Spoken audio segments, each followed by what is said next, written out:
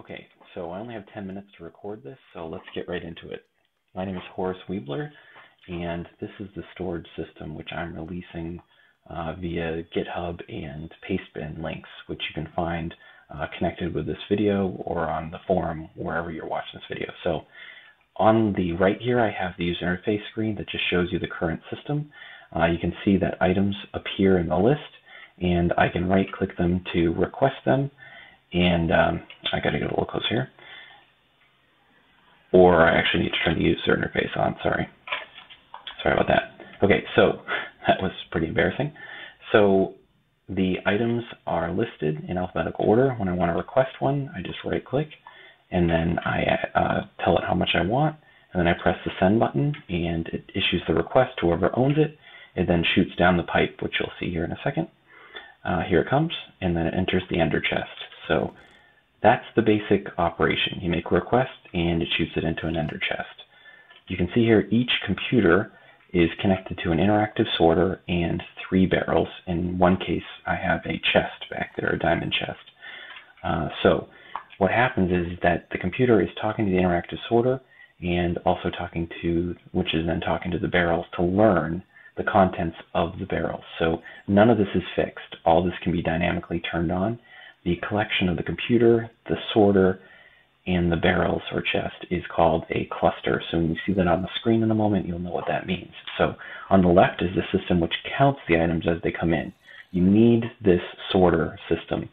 Each one of these, the sorter, the cluster, and the UI are a separate pastebin link, which I will provide you as I stated before. So you have to have a chest connected to at least one end of the sorter. It just figures out where the chest is. Items come in, and I'll show you what that looks like. As they come in, they get counted, sent up into the sorting system, and diamond pipes send it to where it needs to go using the black color as the item position to go down. The pipes below are the exit pipes, and you can just see I have some routed down to that chest. So here I have 8 computers going with 4 chests each, which is a ton of storage. You can go much bigger than that.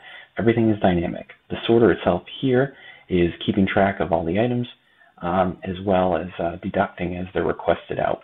Everything is distributed and using the RedNet wireless. So you can see here there's a larger representation of the screen with every item that I have in the system sorted alphabetically, and there'd be a second column here if I had more items. So let's show you really quickly how you can build your own cluster and get the code running. I'm going to try to do this as quick as possible so I don't lose out on the recording time. I'm going to add a computer to the interactive sorter. You can see there's already an exit pipe there. Now you need barrels, so I'm just going to go ahead and select my barrels. Sorry if this is laggy. Oh, very laggy. Okay, so let's just go ahead and add more barrels. Okay, not quite done yet. We do have a computer, barrels, everything else. You also need a modem. It will complain if you don't have a modem. You'll see a message come on the screen. So let's stick a modem on the side. Oops. And just for the sake of demonstration, I'm going to stick diamond pipes on top just so you can see what it looks like when you have it fully set up. So with an eye keeping time preserved here. One thing I should mention while I'm putting these pipes in is that none of the stuff you see on the screens is going to a MySQL database or an external database. It's all flat file. So that's an important distinction here. I'm not going to connect the gold pipes between them, but you get the idea. That's what it looks like. With the computer on, you just need to paste in the pastebin link, and I'm just going to paste it in because I had it in there earlier, and it downloads my code and then provides it as a startup. And I'm going to write. I'm actually not going to start it up yet because I want to set the label on the computer, which will appear on the other screens. I'm going to call this label set Horace, not Horace, Horace Weebler. Okay, so now that we have that, we can reboot it, and when we reboot it, it will be added to the system, and anything that's in the barrels will automatically be added to the system as well. Obviously, there's nothing in there yet. Just go to the cluster screen. Oh, my computer is like freaking out here.